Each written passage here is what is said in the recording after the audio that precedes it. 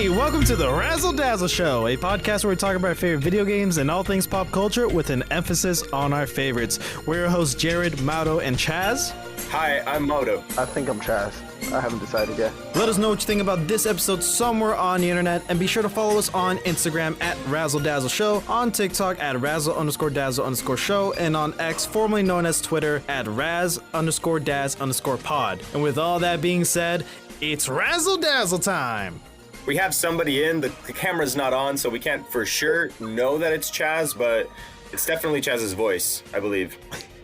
I guess we'll find out next time. Next time, not this episode. Not this episode.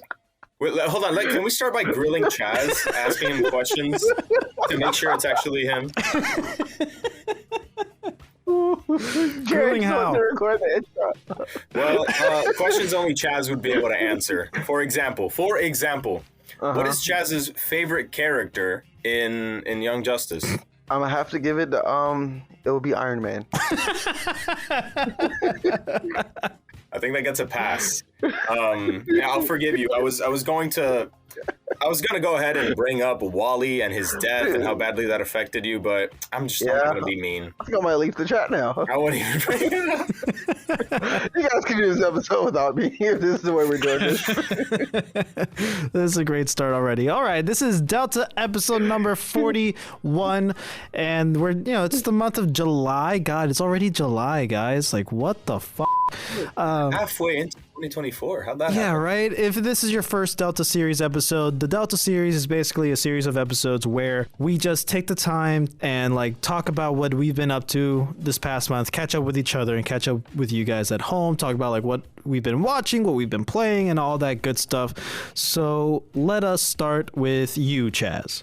What happened to me in the last month is I got promoted. Don't want my promotion no more. I am a stressed out, very stressed out young man.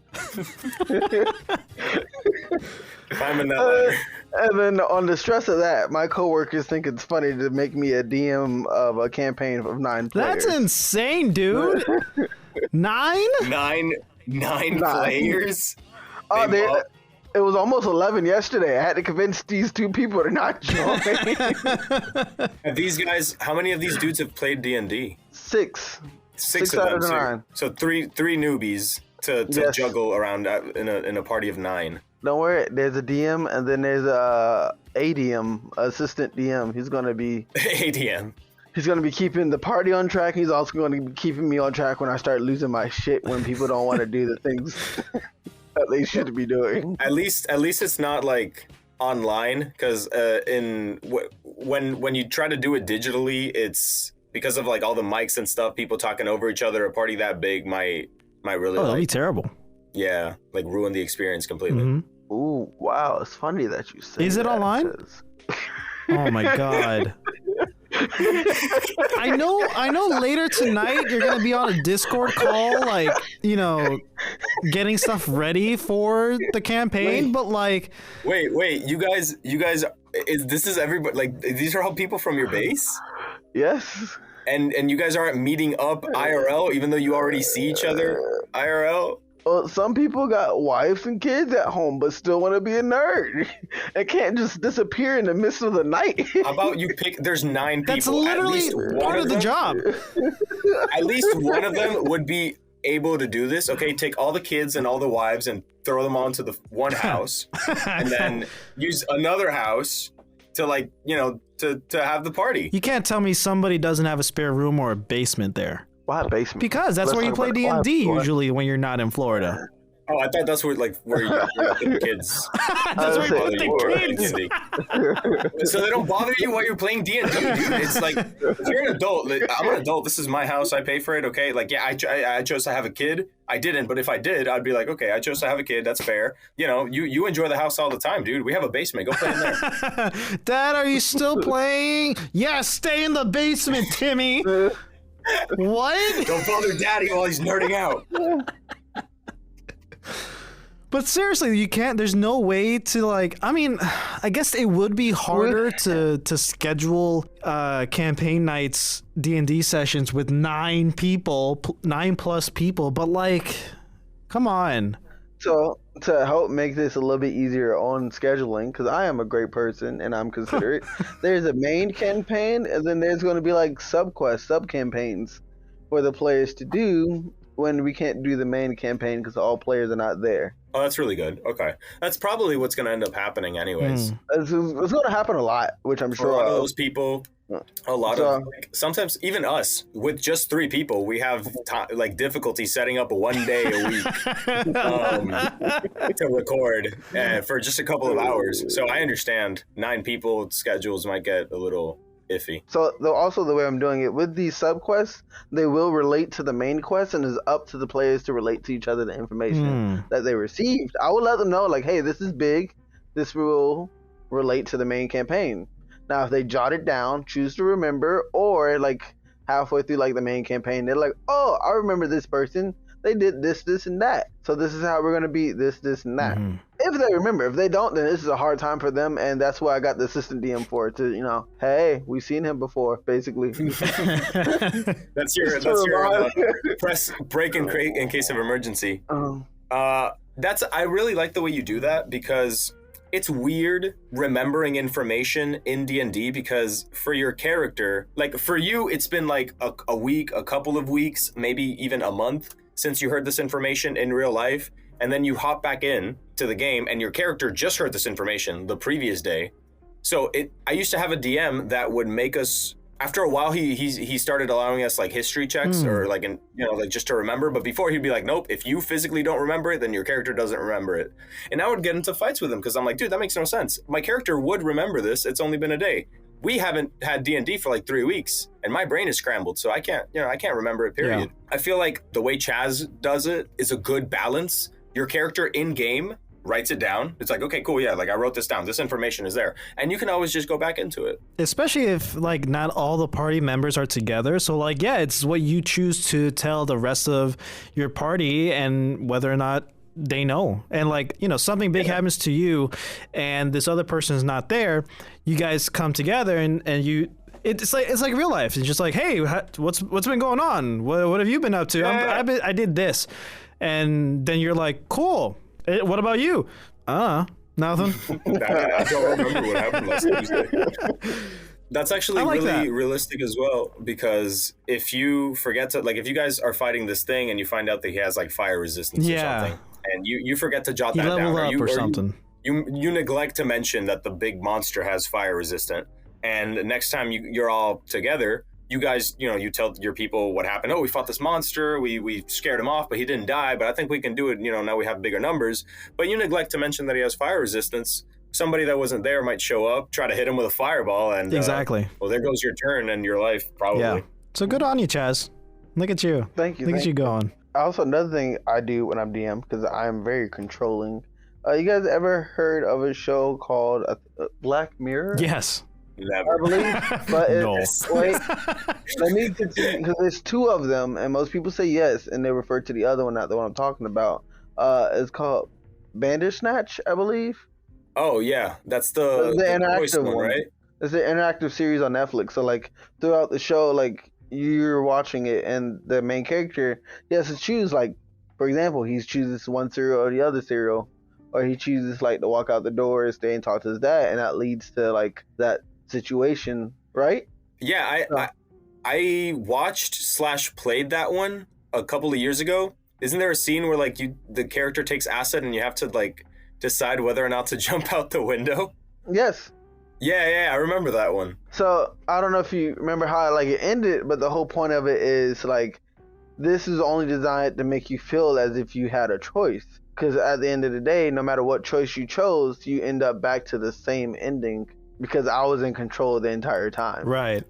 So I'm trying to create that. It's going to be very hard with 9 players. I did it for my last campaign with my wife, my old roommate, and my wife's friend. I did that. I was able to control them, and no matter what they did, it led back to one point. Now, depending on how long it took them to get to that point, depending on choices they made, there's consequences. Like, for example, my wife passed by an alley. She chose not to go into the alley after she heard a scream in it.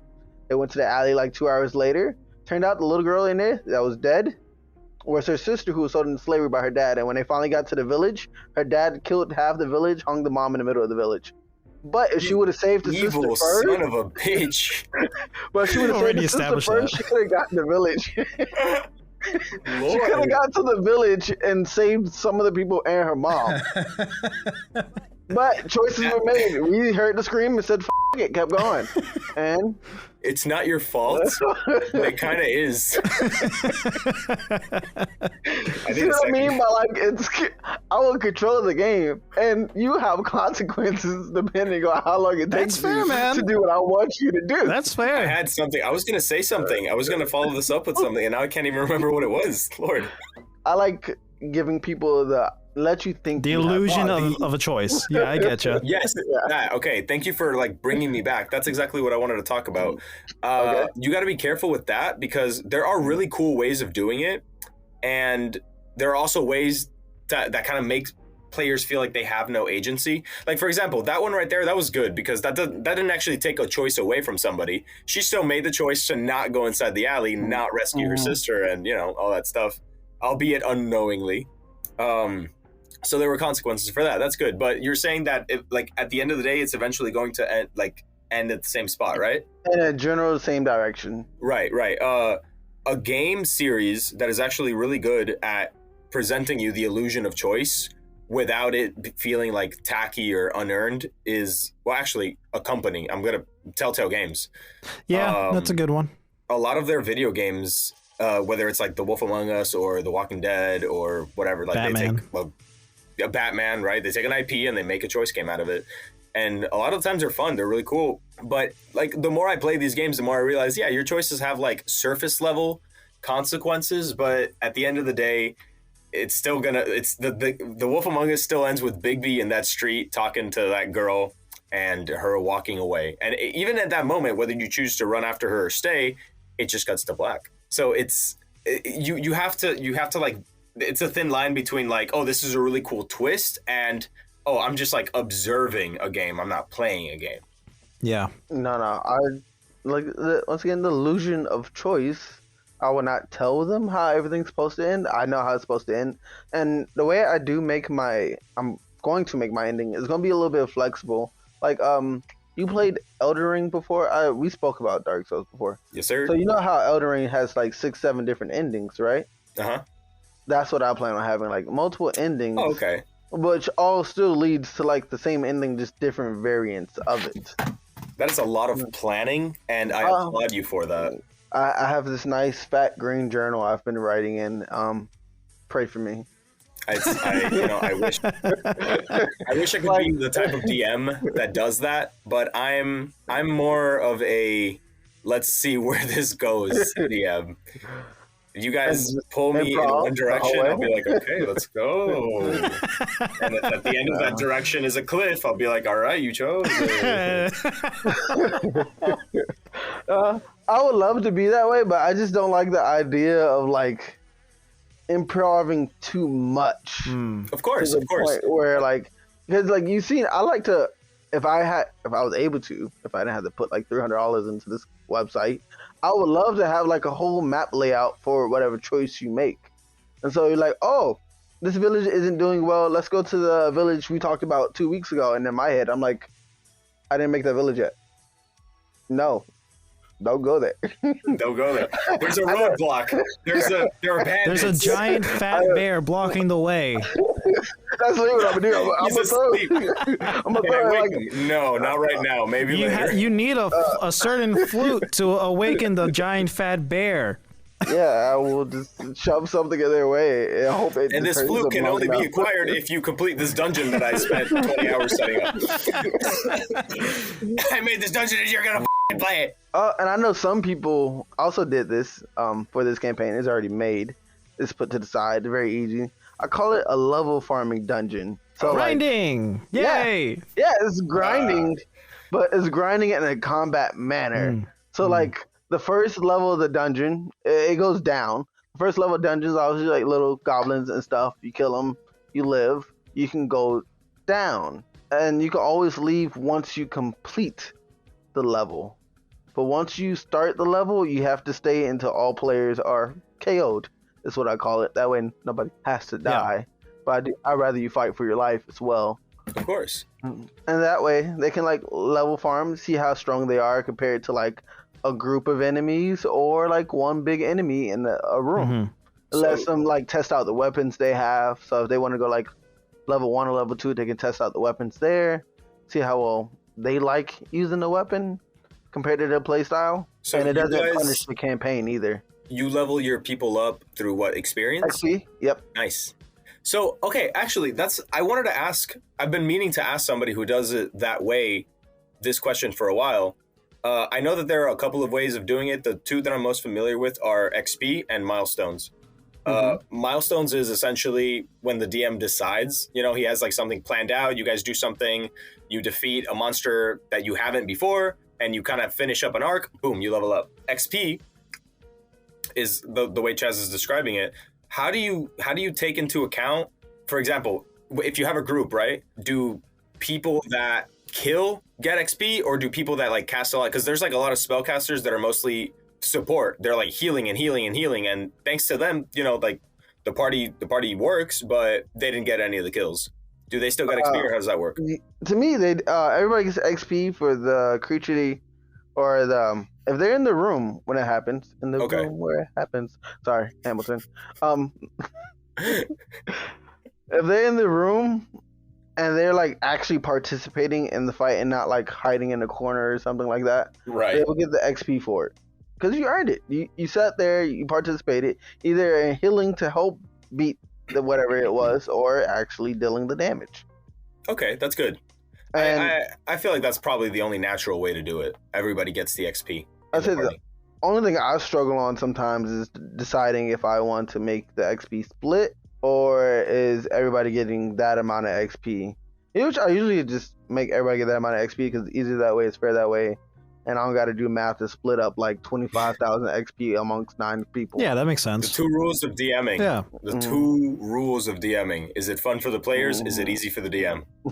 That's it. I'd say the player's gonna like it because they're leveling up a lot quicker than splitting it, and then honestly, it's easy for me to just add that to your experience points. How do you do it? Like it takes, like for example, if from level 1 to level 2 it takes 100, does that double or triple, or like how does it go from level to level?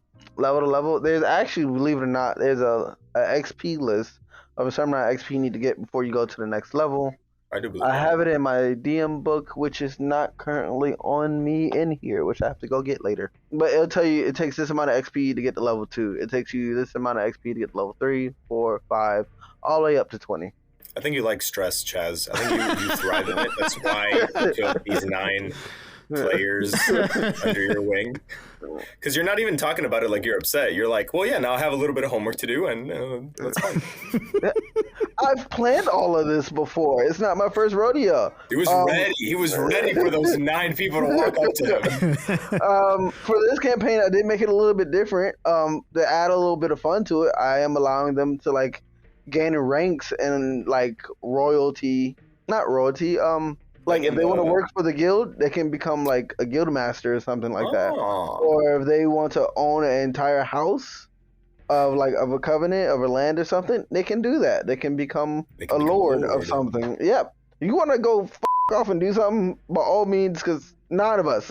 If you're waiting on like Timmy to cast the spell since the last campaign, but we can't do it until we see what he rolls. That's Go fair. learn to be a lord or something. I don't know. Go learn. You're gonna learn today, boy. You can join the military that they have. While also being a part of the military. Yeah. Well, that's fun. I wish you the Yeah, best man. of luck with these 9 people. Yeah.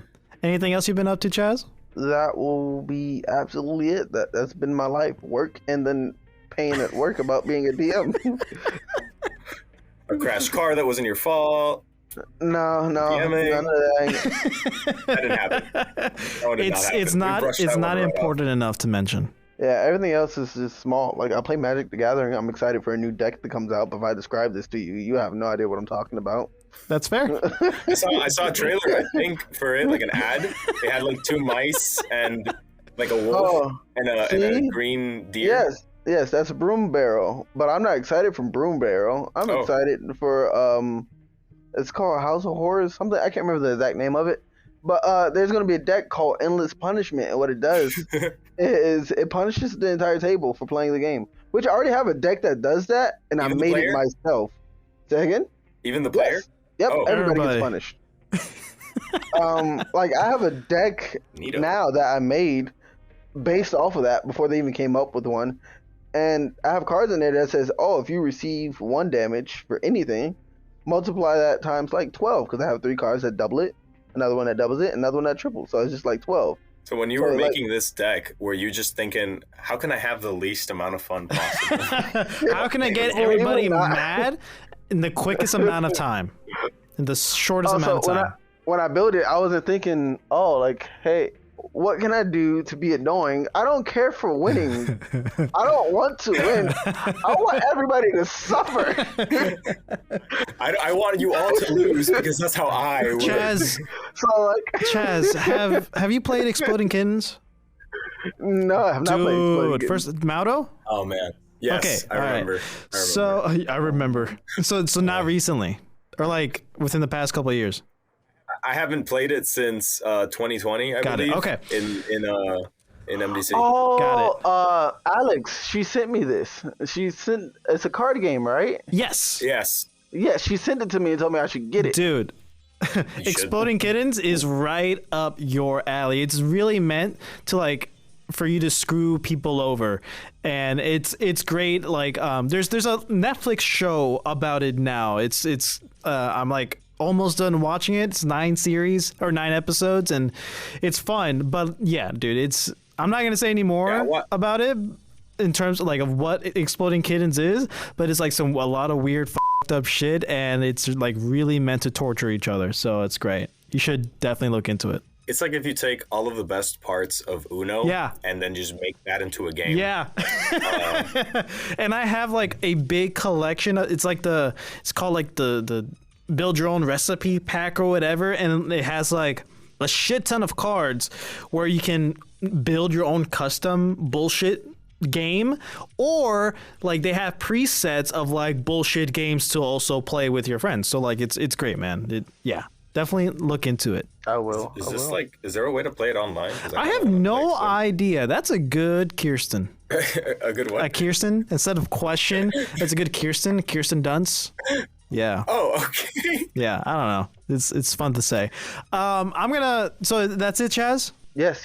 You guys can go now. Cool. Outside of me crying with Elden Ring, that's about it. Oh yeah, you finished the DLC in like 3 days. Yes, I did. Probably should have started with that one. That's impressive. Yeah. Not impressive to me. I cried that entire time. Very sorry. But that's good for you. You enjoy suffering. Yeah. You like the You Hellraiser. did say that. You did say that earlier. Yeah, I see what you mean now. You know, like you thrive on stress. Clearly. It's like I haven't seen Hellraiser. I'm sorry, Gab, forgive me. I haven't seen Hellraiser, but I know like Needlehead, isn't his whole thing that's like pain and suffering is inherently good. I Has have anybody no here idea. seen No. Hellraiser? No. Oh, never. Well, if anybody listening has seen Hellraiser, can you Comment please on this explain the plot to me? episode. Yeah, tell me how far off I was, and then tell me like what the movie's about, so that I don't have to watch it. And so you don't have to Google it. So I'm gonna Yeah, go next, no. and quite a few things has happened this month that I'm like excited for, but I'm only gonna focus on 2 things. One, DC released the 3rd installment of Justice League Crisis on Infinite Earths, and it is the last. This is like the 3rd time I feel like I've said this within a year. This is the actual official last performance of Kevin Conroy and Mark Hamill's Batman and Joker. And I just want to mention it because it's a bittersweet thing, and have you guys seen the clip? No, I have No? not. Okay. It goes hard. Now, I have my issues with these movies just based on like production and quality and stuff like that. Like it looks very cheap in terms of like animation and stuff, but they have like a giant cast because it's dozens of people, including Will Friedel's Batman Beyond. Terry McGinnis is in these films, and like a bunch of others reprising their roles, like Phil Lamar's reprising Green Lantern and stuff like that, and of course Kevin and Mark. The interaction between these two is very very short. It's like a 2-3 minute thing, and then that's it for the entire trilogy. But it's an amazing clip. His last lines just go so hard, and instead of having the audience listen to me butcher that, I'm just gonna insert the actual phrase there. I must say, Batsy, I'm flattered. The end of the world, and you want to spend it with me? I didn't know you cared. I care, Joker. About Gotham. About justice. And if it has to end, at least I go out like this. Being Batman. But yeah, I haven't personally seen the full movie because that's $20 right now, and I'm just gonna wait for it to come out on Max. But I've seen I guess it's insane. A ticket? I don't know, dude. I've watched the first 2 parts. That's already on Max, so I'm covered. Okay. But this third one is $20, and I'm not gonna pay that. But it's a great, last performance for Kevin, for Mark, and I'm really happy that it got to be done. So yeah. These are the movies that have that when you were talking about the animation, I looked it up. They have this Archer style animation. That's a good way to compare it. Yeah, I mean, it. That's a weird creative choice in my opinion, but I mean, I do think that it's very fitting that this is the last performance that Kevin Conroy had with Mark Hamill. Yeah. And that those were the exact lines that he said. Almost eerily bittersweet, but it's fitting because Mark Hamill himself said that just out of respect for his longtime friend and coworker, he wouldn't voice Joker anymore, kind of to keep that a thing that they had. And that line kind of really felt like a goodbye. It is. Not just to each other, them, but to us, the audience, to the fans. Right. To the community, essentially, because it's not just I love Batman, but it's a collection of people that grew up with or have loved this particular Batman, who have kind of a difficult time separating the voice from the character, because whenever I read Batman, it's Kevin's voice. Yeah, I've recently picked up some Batman graphic novels, and they're the Batman: The Adventure Continues issues, and it's literally the comic book stories of Batman the animated series, but just just more stuff in that same art style. It's still Paul Dini writing it, so it is more Batman the animated series. And reading these comics, that's literally all I hear when reading his lines. So it's beautiful. But the other thing, on a lighter note, a new game came out a few weeks ago. It is called Bo, The Path of the Teal Lotus, and it is an indie game, Metroidvania platformer, of course, and it is beautiful, man. I've been following this game and its development for a couple of months now, and it's completely hand drawn. It is, you play as a cute little kitsune fox spirit, and you're traveling this world of yokais and monsters and Japanese mythological stuff, and it's so cool. For me, one of the biggest things that you can do to make me love your product, if it's hand-drawn and if it's Metroidvania, that's all you need for me to be I'm down, I'm in. But I've been playing it this entire time, ever since the game came out, and it is amazing. It's incredible. It's not a super meaty giant game. It's a great, well-paced game. It's really around the same kind of length as Super Metroid, really. And I've been playing that too, of course. And in terms of items and collectibles, there aren't an overwhelming amount. It's a great. I would say it's a perfect game as well. I don't try to use that, say something's a perfect game often, but when I do, I think it really deserves it. And I think Bo is one of those games. It's up there with The Messenger and Indivisible. I think it's one of the tops, especially for a Metroidvania, for it's doing its own little thing. And it's incredible, and I highly recommend everybody listening, even you guys, check it out when you can. the first time you said it, for some reason I thought it was a Kung Fu Panda. Because I don't know the Teal Lotus, Poe. I don't know. Like my brain, it looks cool. This is hand drawn. It's hand drawn. The art style really reminds me of this game that I used to play. Yeah, it is basically Okami and Hollow Knight mixed together. That's it. That's the pitch. Hollow Knight. That's literally the game. It's if these two games had a baby, this is what it is. Well, I mean, it doesn't get any pitchier than that. And that's all I have. Well, if it's my turn, I'd like to start this off by apologizing for my voice. If it sounds weird, I'm sick. That's what I did this month. I got COVID. We got COVID. I got COVID. It's still going around, and I guess when I called into work to let them know, I felt like when you're telling your friends about like this show that you just started watching, but the show's been out for like 8 years. Yeah. Like that's what I felt like. It's like everybody's already had COVID. Like nobody, every now and again, 2 years ago, people would call out and be like, "Oh, Carmen's out because of COVID. This person's out because of COVID, whatever." And I hadn't really gave it. I had forgotten about it. Honestly, I genuinely forgot about COVID? it. And what is COVID? Yeah, I walked into a CVS to get my like the tests for Mar, and I was like, "Hey, do you guys have COVID tests?" And they're like, "No." I had to go to a Walgreens and they did have it, but it's like, dude, like it's over, but it's not over. The threat is over, but the cold is still there. There we go. Yeah, the cold is still there. I mean, I was almost asymptomatic. I didn't get a fever or anything, so I just had like a stuffy nose and I was sneezing a lot. And when I wasn't sneezing, it was the worst because you would get that feeling that you're gonna sneeze and then you don't. But I actually, since I've been home, and I will continue to be for a couple of days, I was actually able to watch this show on Netflix called Scavenger's Reign. Okay. Have you guys heard of it? On my list. Oh, dude, it is amazing. Everything that Jared was just talking about right now with Bo. Okami.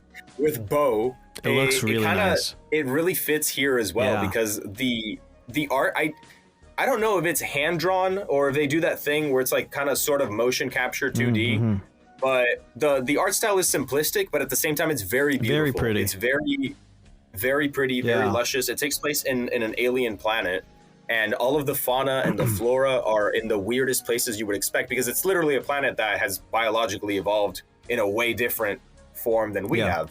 So sometimes you'll see things like poking out of the ground that you think are like trees or something, and then they'll just kind of dissipate and turn into butterflies and fly away and stuff. Or you'll see this frog looking animal that puts some goo inside this smaller animal's mouth, and then that other animal goes away, brings food and comes back to it, and then the thing eats it.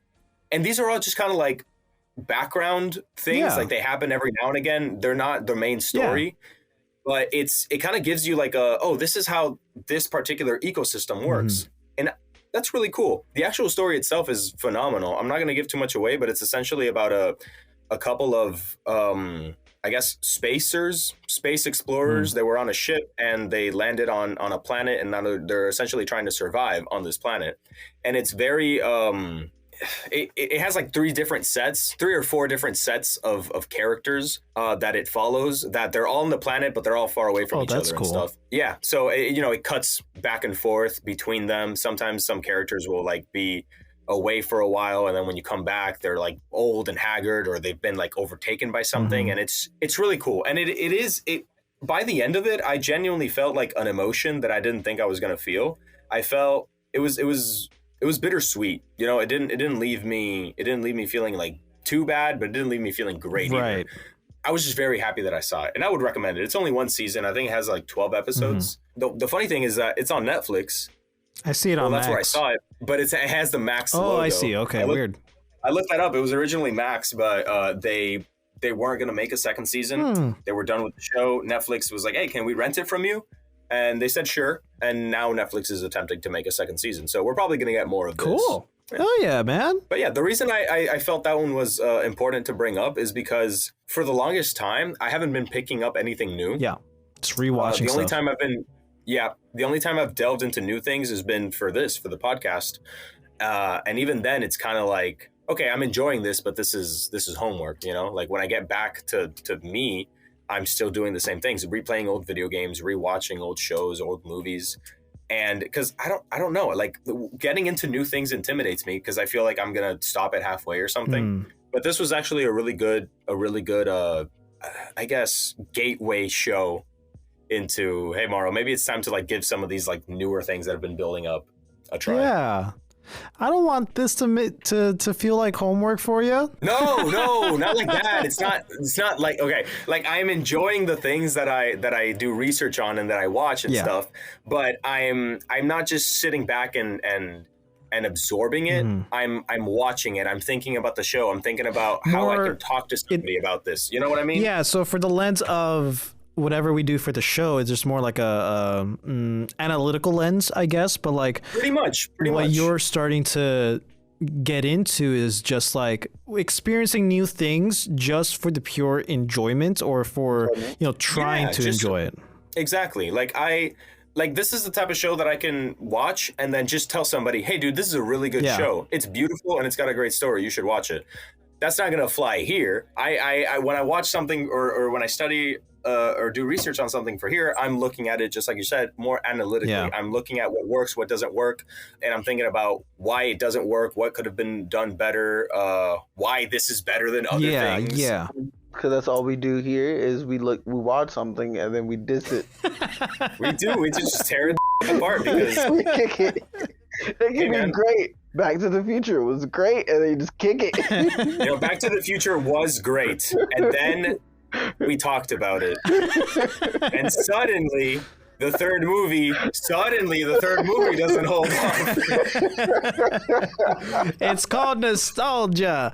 I feel like there is a very fine line between like rose-tinted nostalgia glasses and an actual like appreciation for something in an era. Because if I love Star Wars, I don't have to say this, but I will because I just love the way it sounds coming out of my mouth. I love Star Wars. Episode 4, right, A New Hope, is an amazing film, and I believe it does hold up today as a good piece of media. However, the lightsaber fighting is atrocious, and there's no amount of nostalgia that you could be like, oh, the lightsaber fighting in episode 4 was great. I loved it.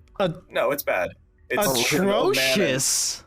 It is atrocious, dude. It is absolutely garbongo beans, man. Mauro, I think you started something, Mauro. No, I'm willing to finish it. The teacher is going to give you more homework, Mauro.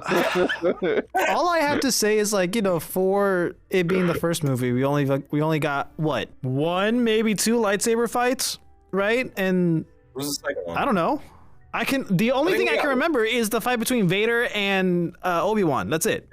Yeah, which wasn't a fight. That's the only one. It was the lightsaber fight of the movie. Yeah. So look,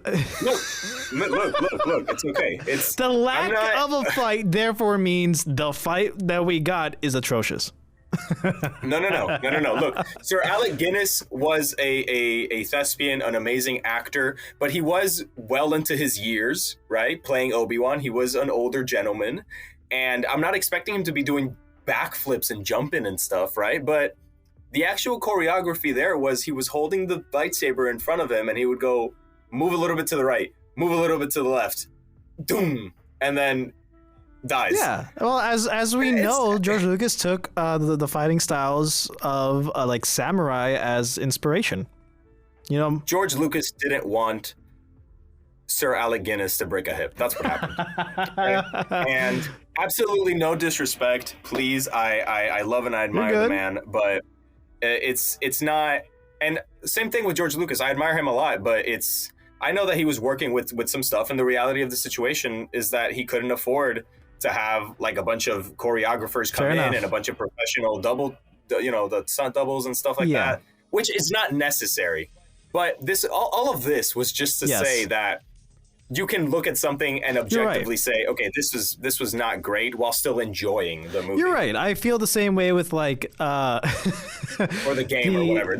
I should have used the game. You're fine.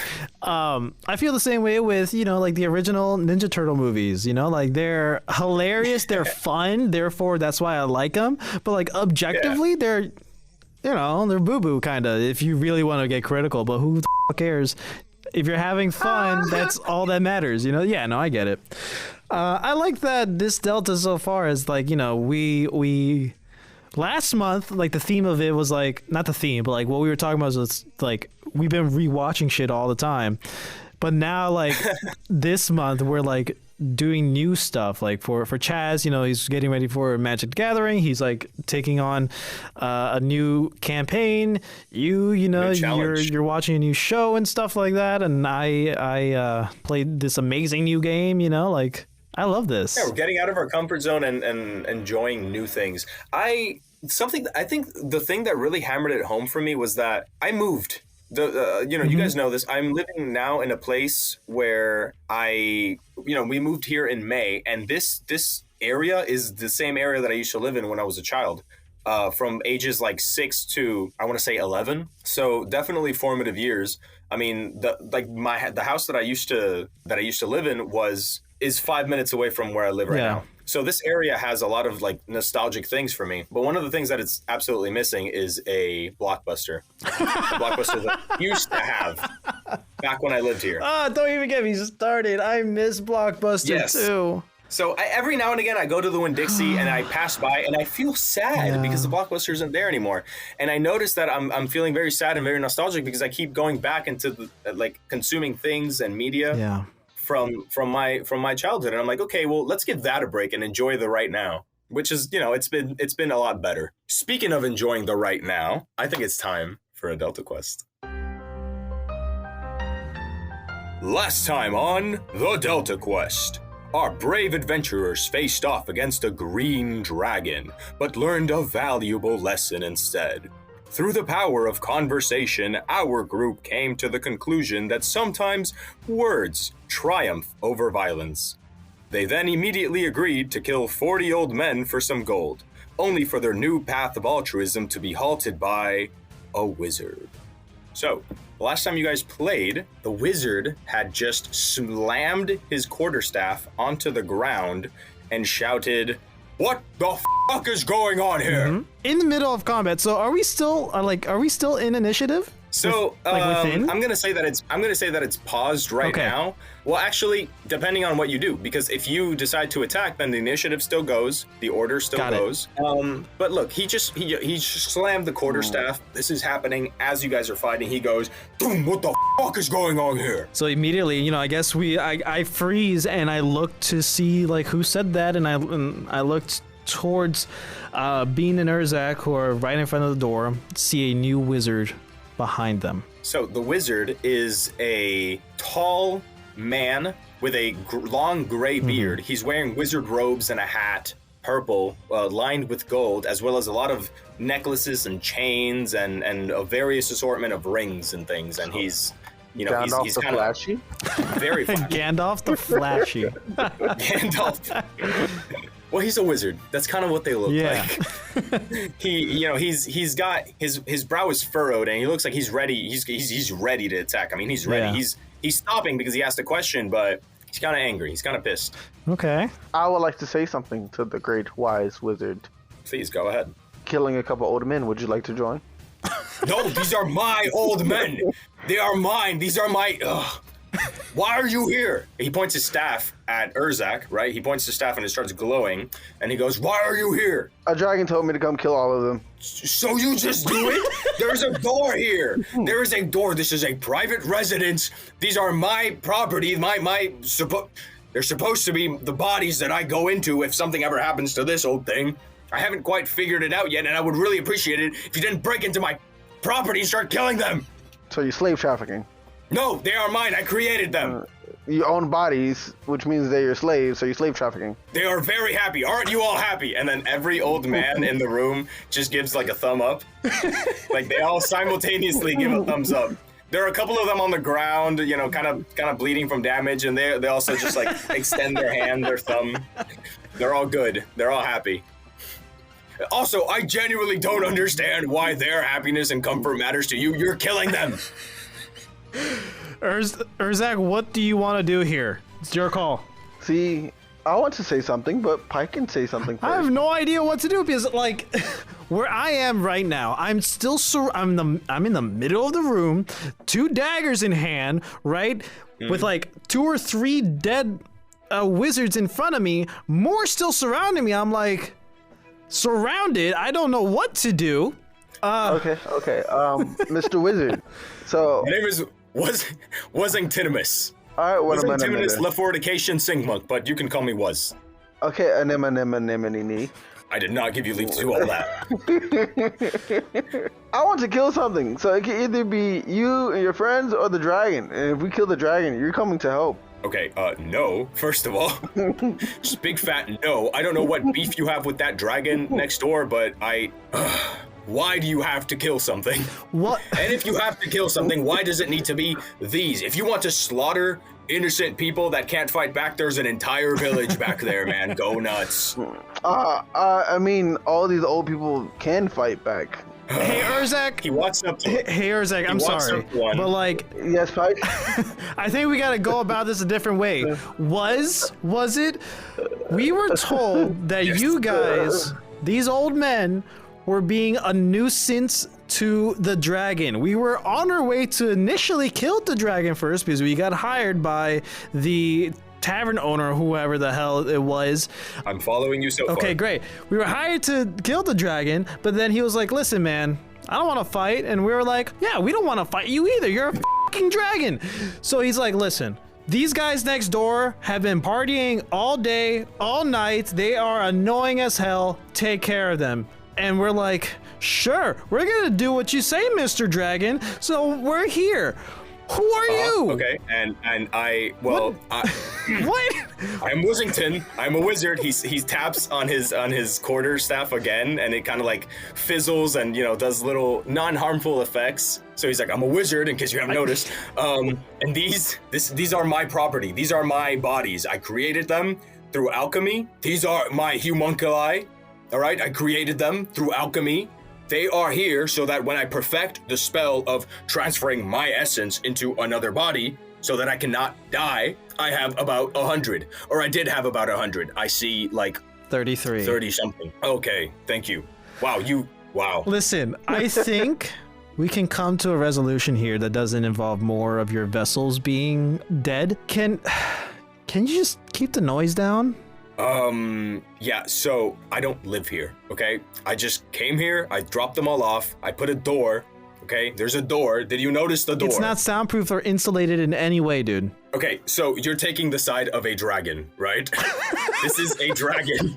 Can we all just acknowledge that there is a dragon that you were initially sent to kill, and somehow he convinced you to just come over here and kill these people instead? Your guys aren't chill. Apparently he's terrorizing the town. I mean, you were sent over. He's forced to. He's misunderstood. Oh, is he part of like some evil cabal of dragons or something? Yes. He says sarcastically. Yes, okay, perfect. So the evil dragon, part of the evil cabal of dragons who terrorizes a town, sent you guys to kill 40 old men, and you see no problem with this. Are you evil? Well, that's not what we're talking about. You're the one here throwing out the word evil and trying to evil is a concept, okay? Maybe I am a necromancer, maybe I experiment on living beings, but mostly bandits and people who don't deserve it. However, You're committing crimes and use illegal magic, technically speaking. Hold on. Illegal where? Okay, because I know a couple of circuit judges in Neverwinter that would heavily disagree. Just a couple of coins in the right hands can make anything illegal. So you're bribing people as well. Well, yes, I am. Yes. I don't know why you think that I wouldn't. I'm a wizard. I'm a necromancer. It's kind of. So you see yourself as better than the dragon. I don't see myself as better than the dragon. I just see that that is a dragon. Okay. Can we stop dancing around the fact that is a dragon? You at least, and he looks at Urzak and he's like, you are at least bipedal, right? And hey, don't take that the wrong way. Dude. I'm not speciesist, okay? Dude. It's just that I'm 180, like I'm 850 years old, okay? It was a different time. I'm still trying to get used to these things. That ain't an excuse. And listen, all right. The big problem that the dragon has with your old men being here is they are loud and annoying as all hell. You still want the space to have your vessels for whatever reason. I don't give a fuck why. Is it possible to relocate somehow? he turns to the old men and he's like, "Were you guys making noise?" And then like 2 or 3 of them start talking at the same time. They're just like, "No, I don't know what you're talking about. He's not making noise. That dragon is constantly flying. I don't even know how he can hear us." Okay, all right, enough. What is your name? My name is Pike. All right, Pike. Do you know of a place where I can take 33 old men and just stuff them in there that I will get no complaints about? Yes. What? Where? Why not the village down the road, down the path? You want me to send the 33 old men just straight into the village? Yeah. Where would they sleep? In the houses. In the houses that are owned by other people? They don't have to be.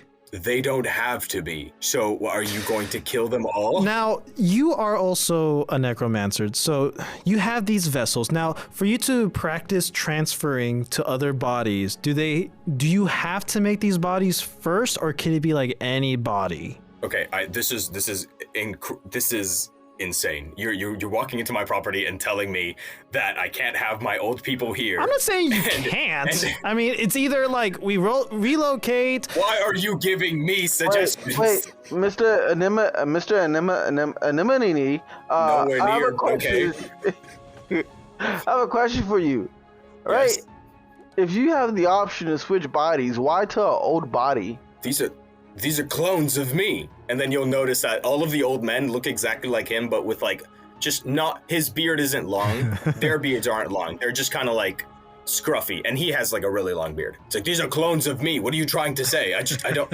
They look like me. I just created them. I still want to look the same. I just don't want to be 850 years old. Well, wouldn't you make yourself look younger? Are you trying to say something? We can build houses. You know, we can like expand the village. Maybe you have magic. I'm sure there's a spell. I'm pretty sure you can throw him through a portal. Okay. If the dragon had this big of an issue with it, why didn't he just come to me? You don't live here. Okay, you know what? I've had it. I'm gonna go talk to this dragon, and if you guys are still in here by the time I get back, I'm killing all of you. I am killing all of you. And he turns around to leave. He takes a look at Beans and he's like, and then he keeps on going. He goes to the door and he starts just pounding like very entitledly.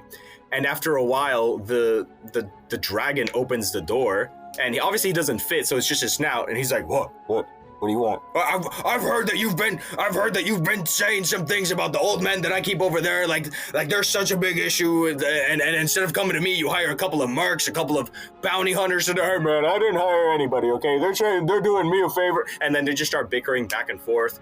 Eventually, you start hearing like phew, phew, phew, phew, and like explosions and stuff, and the dragon's snout retreats inside. The wizard goes in, the door closes, and then it's just a lot of Looney Tunes noises.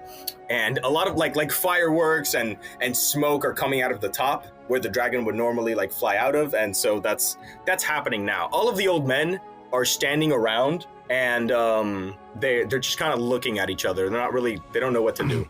I just start awkwardly walking back towards the door. So a couple of the old men see you do that, and then they get up too. They're like, I guess we can go. Yeah, we're probably. I'd like to go. What's going on out there? It's probably not going to survive the dragon encounter. Yeah, no, most definitely not. Let's go. And they just all start piling out of the door. All 33 of them. Some of them have like broken limbs and stuff, but they don't seem to mind too much. Beans also moves towards the door. They're all just kind of. They're all leaving. All of them. The fighting is still happening. It's still going on, you know. Yeah. So what do you guys want to do? I guess. Do we just want to wait? I don't know what to do at this point, man. Like, he told us to not be back in his cave or not be in his cave by the time he gets back.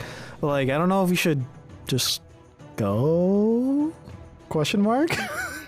So Beans is like, I've learned something. If you love something, let it go. And if it doesn't come back to you, it was never yours to begin with. Let's go check in on him. I don't know how to understand Beans at this moment. So after a while, you guys stop hearing noises, and the door kind of like opens a little bit, and the dragon's snout comes out, and he's like, "Hey, are you guys still there?" Yeah. I had to eat that wizard guy. I hope he wasn't one of your friends. No, he wasn't. You ate him? Yeah, he was just kind of being a jerk. Came into my house, started yelling at me, started throwing fireballs at me. It wasn't very nice. Hey, have you guys dealt with that old man problem yet? I heard it's kind of quiet over there. Yeah, give us 5 minutes. Okay, all right, cool. Just knock when you're done. So he closes the door again, and a lot of the old men have wandered off. Some of them are still around. They're just kind of standing around aimlessly, not really having much to do. Yeah, I turn to the old men, and I just want to say to all of them, so, your dad, he's gone far away now again. He's on a quest, and he won't be back for a very, very, very long time. And he told a dragon to tell you guys that you guys can either stay, get killed, or like leave and venture out to wherever you want. So the old men look at each other, and one of them looks at you and goes, okay, so none of that happened. We were all here. We saw exactly what happened. I have no idea what you're talking about. Don't I have like a charisma thing? No, I don't really. Well, I mean, Can I not roll for charisma to like convince them? you can try to roll deception, but here's the thing. In D&D, right? They were there. They saw it happen. They saw what you saw. Now, you can't really walk up to, let's say that you walk up to a king or something and you go, I want to ask the king for his whole kingdom. Give me your whole kingdom. And you roll a persuasion and you get a natural 20. That doesn't mean the king's going to give you the kingdom, Okay. you know? Like, it has to be within reason to a certain extent. So, I mean, you got a really good roll, and the king might like react favorably. He might be like, "Oh, you're funny," you know, as opposed to if you ask him for his kingdom and you roll a 1, he's like guards off with his head. So that's kind of what that is. So you can roll a deception if you want, or a persuasion perhaps. Just know that it's not that they're not going to believe you, but they're going to get just roll, see what happens. I'm trying to find it. Okay, I got 21. You got a 21. So with that 21, damn, plus 10 on persuasion? Wow, that's broken. You rolled an 11. Thanks to that plus 10, you got a 21. Okay, so they all look at each other and they kind of get the vibe. They're like, yeah, you're full of shit, but we're not going to stick around to die. Peace. And then they start walking off. Some of them group together. Some of them wander off in different directions. A couple of them walked like towards the village, but it's overall, you know, they're gone. Yeah. Okay. Urzak, Beans, do you guys want to check in on the dragon? Beans looks at you and then he walks up. He's like, I'll do it. And he knocks on the door and the dragon opens up and Snout comes out. He's like, Yeah. What's up? What's going on? They're gone. Oh, yeah. He sniffs Beans. He's like, Oh, I don't like the smell of you. Oh, they're gone? Cool, thank you. Thanks, guys. You guys, I promised you some gold, so let me see. and then he goes back in. You hear some ruffling, and then he like extends his giant green scaly hand comes out, shimmers beautifully in the sunlight. By the way, as he drops, just no bags, no nothing, just a handful of gold. And I'm gonna roll to see how much gold he gave you. Actually, he gave you 110 pieces of gold. So this is how you add that to your inventory. They're all just scattered on the ground, Okay. right? Technically, it would be like gold and jewels and rubies, but I'm gonna do all that.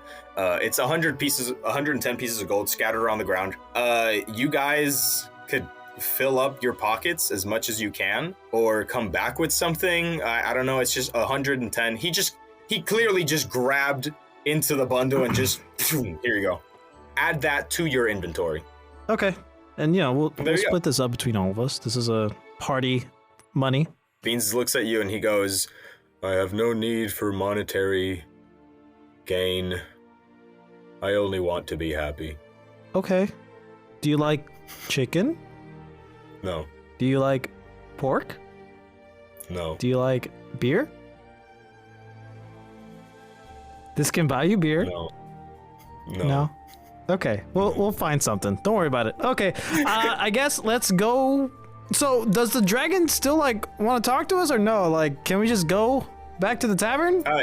He seemed, I mean, you can knock on his door again. He closed the door. You know, he didn't really. Okay. He just said thank you, bye. But I said we go back to the tavern and we tell them we killed the dragon. Oh, okay, get more money? The supposed, like, whatever amount the original guy told us? Okay, let's go back to the tavern. Or if we don't want to fully lie, to do a perception. Sure. Or can one of you We guys say- roll me a history check? History. Does it matter which one of us? No, either or. Both, if you want. Okay. I think we should go with mine so far. Okay, what'd you get? 24. Perfect. So you remember that the dragon, that you had told the dragon about the guy Right. who had promised you money, and the dragon had said he was a scammer. Yes. And you, Pike, had told the dragon, hey, if you want, we can go over there and kill this dude. And the dragon said you didn't have to. However, if you did, you could essentially count on him for Okay, things. yeah, let's go kill that motherfucker. Let's go. You cool with that, Urzak? Beans? why would I mind? I killing know. somebody? Let's go. All right, let's get to it. Let's go. Beans just nods. He's like, it's nothing new. I got a nice sword just sitting right here, just ready to go. Let's go. Oh, I just had an idea. Use it. What's up? Okay, so Beans is a necromancer clown, and there's a bunch of dead bodies in that cave. I'm asking Beans, do you want to like resurrect some bitches and like have a little posse or no? Well, I could do that. So Beans turns to you, looks at you, and goes, well, I guess couldn't be worse than the last 20 times I tried it. And he walks up to, there are 3 corpses outside. There are a few more inside, but there are a few outside of the 2 doors. The original guardsman and then like 2 others. And he touches all 3 of them, and their eyes begin glowing, and their bodies kind of like, they don't get up, their bodies get up in a really weird way, like head tilting back until it's like, you know, finally up, as if the limbs were almost like on string, you know. And they get up there and they're just standing around, and Beans goes, yes, my people, we're good. All right. So now you have 3 zombies, essentially. 3. They're not covered in blood or anything, you know. They are homunculi, so they're not going to decay or rot. They're essentially made out of clay, but you know, there's there, and they can't be fixed, because like if something bad happens to them, their creator is dead. Yeah. So yeah, but they're there. Cool. All right. Well, good job, Beans. Look at that. 21 times the charm. 21 times the charm, 20 times the carnage. All right. If we're ready, let's go back to the tavern and kill that guy. Okay, so you guys walk merrily on your way back to the village. As you guys are walking forward, there's like a little boy and a little girl, and they're like playing. They're like chasing each other around. They see Pike, and you know the little girl like waves at Pike. They see Urzak, and the little boy, he's like, wow, you know, because he sees the Dragonborn with the armor and the sword. They see Beans, and they make a weird face. And then they see the 3 zombies following Beans, and they run away screaming. So you guys are heading to the tavern, you said, right? Yeah, that's where the guy is that tried to hire us, no? Okay, yes. Well, that's where you saw him go into last. Yeah. And he had said that he was the alderman of the town.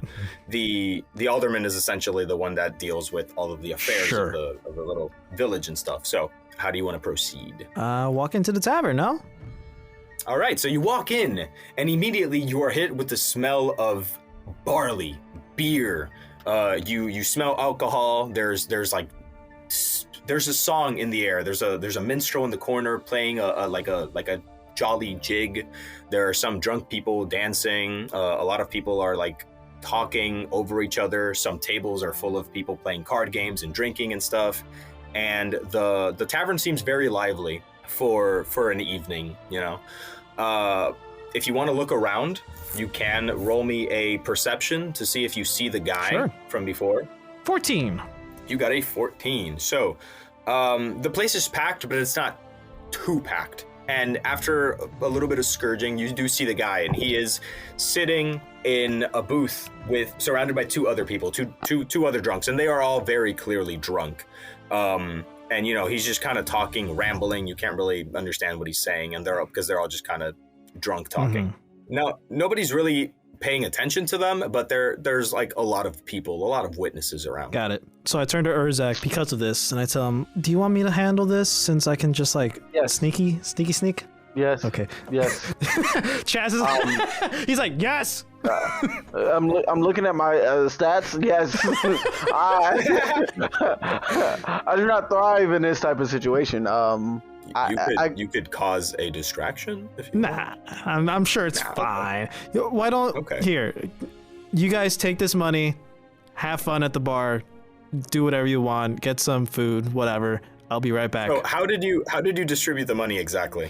Like, how did you give it to them? Can I use sleight of hands? Give us the whole bag. No. Like, I mean, you can, but I don't. I mean, like physically. Like, is it in a bag? Oh, it's my backpack. So I just give him like. You give them your backpack. Yeah. Okay. Yeah. All right.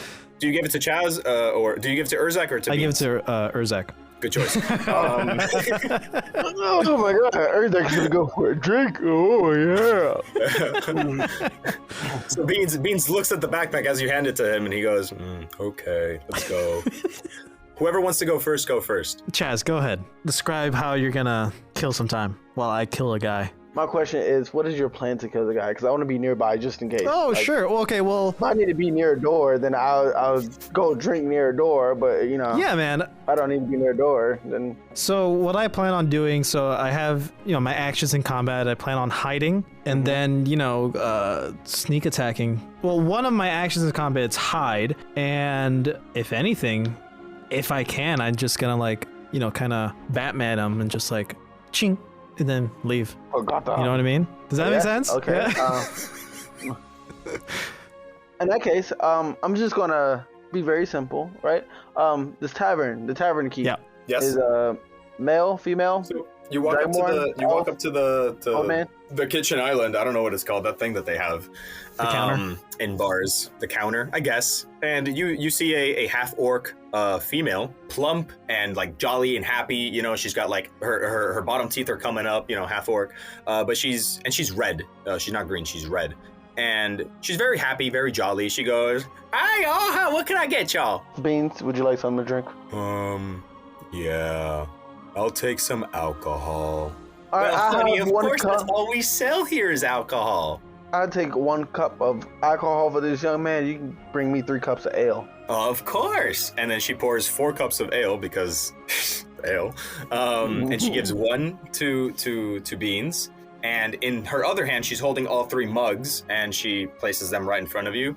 And she goes, "That'll be 20 silver, please." Hear me out. What about I give you 10 silvers and the night of your life? Ooh.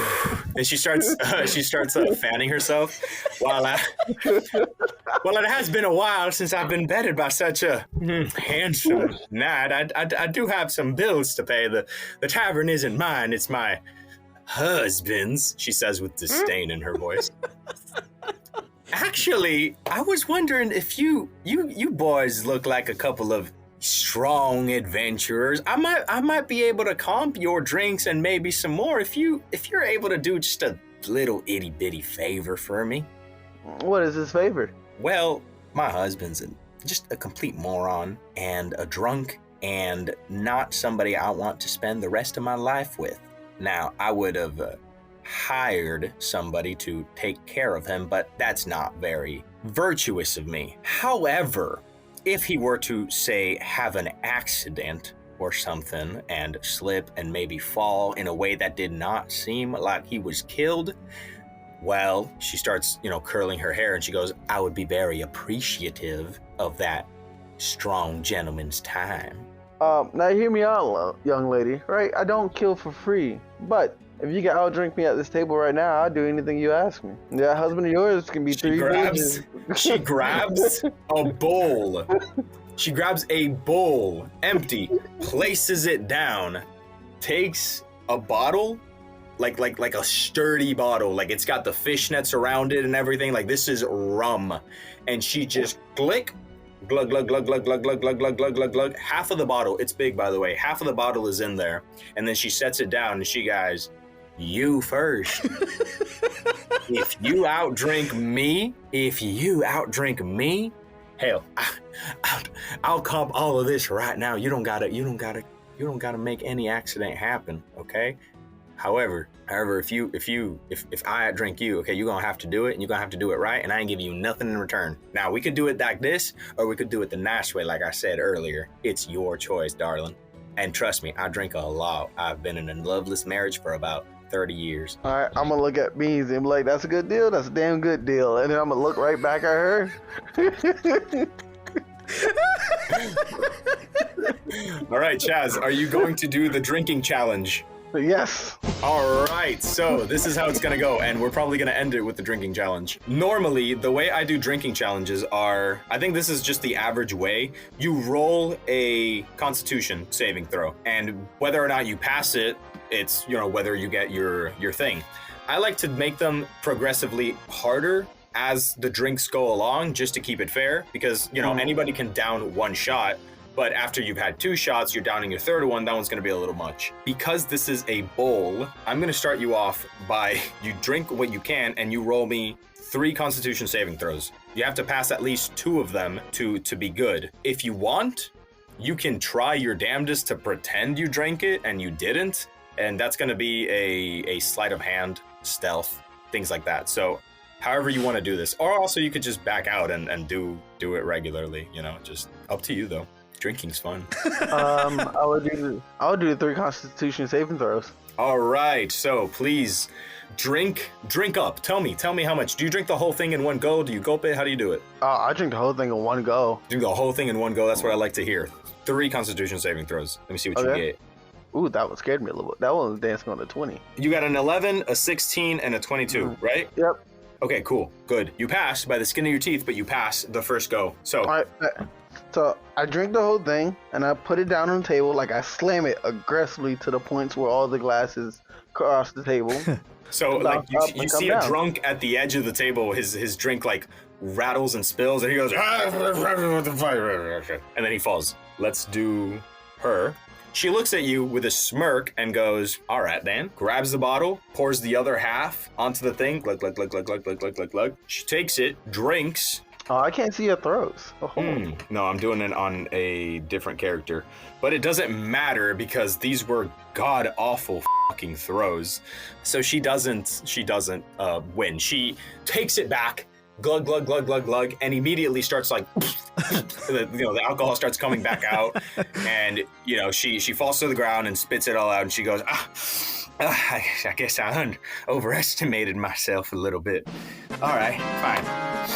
We'll do it this way. You killed my useless son of a bitch of a husband, and I'll pay you. I will pay you for this. And of course, the drinks are cocked. You do this right, I will give you 50 gold, because not only will it save the tavern, it'll save my life. So a good deal to you, Beans? Beans places his hand on your shoulder, and he goes, "Yeah, I would have done it even without the drinking contest." So as she she looks at you and she goes, "All right, like now these are the details, okay? And it's very important that I do not make it look like it he was killed. I want it to seem like it was an accident, okay? So that's going to be your quest for the second. Chaz, we'll get back to you. For a moment, let's hit Pike. What's Pike been doing this whole time? Okay, so I gave him the backpack. He went off to the bar, and then I scope out where this motherfucker is. Okay, where is he? You say that I see him. Describe the area. Yes, he is in the corner of the bar, right? In one of the, it's like a booth. It's not really a table. Like a horseshoe? It's like connected to the wall. No, like one of those, like in the diner. Oh, gotcha. Yeah. Yeah, so like a booth, right? And he is in the corner of the booth, and then in front of him are 2 other dudes, and they're all drunk. But you see him, the one who is sitting alone on the other side, like towards the corner. His back is in between both of the things. Okay. And he's very clearly drunk. Is there a wall behind the booth, or is there like a space? No, there's no space. Okay. The booth itself is like interconnected with the wall. Got it. You would have to either walk up to him, or if you would like, you can do another perception roll to see if there are any advantageous positions. I would love to do that. Yeah, that was gonna be my follow-up. Okay. Perception. Oh man. I got an 8. It's fine. The DC to beat wasn't even that high. So you essentially see, I'm not going to tell you how you can do it, but I'll tell you what you have, and then you can pretty much do it yourself. There is a back door leading out to the back, and then above him is a window. So do with that information what you will. You have essentially a window to the outside directly above their table, and a point of egress, So what I am gonna do, or what I want to do, and you let me know if I can do it, I want to sneak, like actions in combat or whatever, like I want to sneak to there and like slide into the booth next to the dude and be like, hey man, I forget his name, hey man, good to see you, dude, and I just wanted to tell you, we just got back from our quest that you gave us, and we took care of the thing. So you don't have to worry about it. You can like pay us whenever you're good and ready. I see you're having a great time. Don't worry about it today. Just, chill out. Just know that we took care of it so you can manage your town however you feel like it with no looming threat of a dragon. So yeah. And while I'm saying all this, I'm assuming the drunks are drunk and they're distracted. They don't know what the hell is going on. Yeah. The two drunks in front of you, they're just kind of like looking at each other. One of them is falling asleep. Yeah. The other one's still drinking. And the guy himself, he's looking at you, kind of confused. Kind of like he's like nodding his head as you're talking, but it kind of looks like he doesn't really know what you're talking about. Right. Because he's also drunk. Understood. Yes. Okay. And while I'm saying all this, I wrap my arm around him. I'm like, hey, man, and I'm saying all this stuff. And then I'm like, while I'm saying all this stuff under the table, I like stab him and whatever. And then. Okay. All right, fair. You're stabbing to kill him, right? Because you said like stabbing to kill, and then I let go of him, and after I say like the last of my sentence, I'm like, okay, I'm gonna let you have a good time. See you later, man. I'll hit you up in the morning, and I think I have like a teleportation thing. Okay, please. Oh, it's Misty Step. So, and then that one works. But that's like mist everywhere, and I don't want to do that because no, it's mist in the general area where you left, and then like you're not there. It's like poof, you're gone. But how big is that radius? Because if it's gonna be like covering most of the bar, I don't want to do it. What does it say? Does it say anything about the mist exactly? If not, I'll just say it's not that huge. It says range area self. Okay, so just essentially the area where you were at. Okay, then that's just a little bit of poof, like some mist or whatever. Then I want to, but nothing noticeable. Then I want to do that and teleport towards where that back door is and like sneak out. Okay, that's fine. You can do that. I'll give it to you because of how I love the way you described the entire thing. That was really good. I'll give you inspiration for that actually, so you can go ahead and click the little inspiration thing. And so you stab him. You get to choose where. Where did you stab him? So I want it to be below, like under the table, literally. So like right in the gut, in the intestines. Right. Yeah. So you do that. You get up. You say see you later, and then you misty step out the door. He just kind of doubles over. Falls down. The two drunks don't notice anything right away. However, when Chaz is finished talking with the lady, she's the bartender, she's looking at Chaz. She looks at Urzak and she goes, now I don't want it to look like you killed him. I want it to look like an accident, and just to blow some steam away, all right? Because there are a lot of eyes on this town. Now, you agree to do this, I will be eternally grateful. In fact, my husband is right here in this tavern. And she points over to the guy, and she sees that he's like down on his face, and she notices the pool of blood near the amassing on the floor and near I figured this was coming. The booth. And she stops talking. She turns to look at you and she goes, honey, I don't know how you did that. That was the fastest job I have ever seen in my entire life. But I specifically told you not to make it seem like he was killed. I'm so sorry to do this to you, but you left me no choice. I can't. We never even spoke. And she slams her hands down and she goes, guards, he just killed my husband, and points at Urzak, and everybody gets up, and that's the end of the episode. What total BS? I'm okay with that because nobody's gonna believe a drunk anyways. Plus, everybody saw me having a drinking competition with her. Witnesses. That's true. People, all these drunks all these drunken alibis did see you having a talk with And her. I was about to tell her when she complimented me on how fast I did it. I was like, I can show you faster in bed. I'm a 2-second man. And That's she not just something to ruined brag it. about, but I love your optimism. Well, I guess we'll see what's gonna happen to Urzak next month. Urzak's gonna slay some guards, or guards gonna believe the tavern. The choice is up to the guards. So before we end off this amazing next installment of the Delta series and the Delta Quest, any final thoughts? I love the way you guys are getting more into the stories, like the Delta quests. You're kind of thinking outside the box, and that's kind of how I prefer to do these like fun little like sessions, I guess. I like that outside of the box thinking, that kind of, you're asking me to kill somebody, but how about we drink about it real quick? I want to have sex with you, but we can drink about it, brother. I absolutely love that every time we think we're about to get into like a boss battle, something switches up and you're like, nope, that's not happening. I mean, I was about to, because Chaz kind of came in hot at the wizard. Yeah. And Pike kind of calmed things down to the point where Damn you, Pike. the wizard was like, okay, clearly like the issue is the dragon. Let me go deal with that.